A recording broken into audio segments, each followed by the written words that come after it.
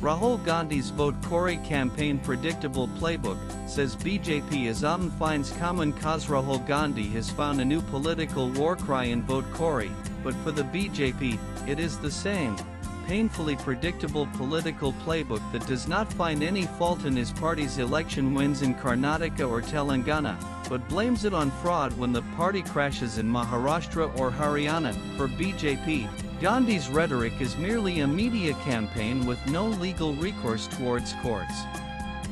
A top party source said Gandhi's real aim is to not prove his claims by judicial scrutiny but undermine public trust in institutions. The SIR protest march in Parliament on Monday served another purpose for Gandhi, him bringing together the India bloc for the first time on an issue after the Lok Sabha elections.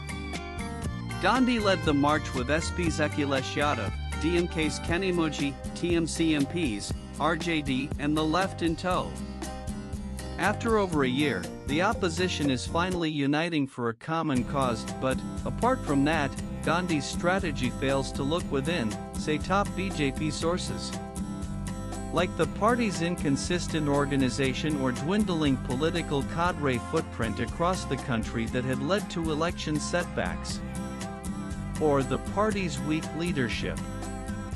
The approach towards ECI, instead, gives a new assurance to the party's future losses that it is just not our fault. Another top BJP source points to other gross inconsistencies in Gandhi's claims. 1. Narrow wins being termed by him as instances of election fraud.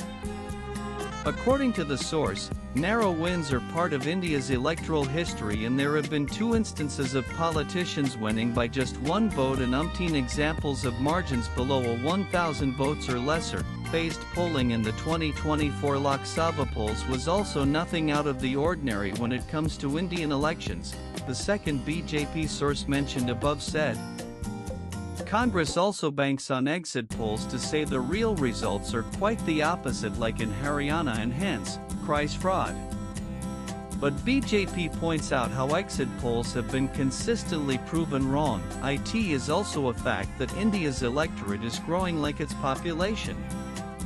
A 4.4% voter growth in Maharashtra in 2024, which Congress has cited as suspicious, in fact was lower than under UPA in 2004 when it stood at 4.7%, the first BJP source said.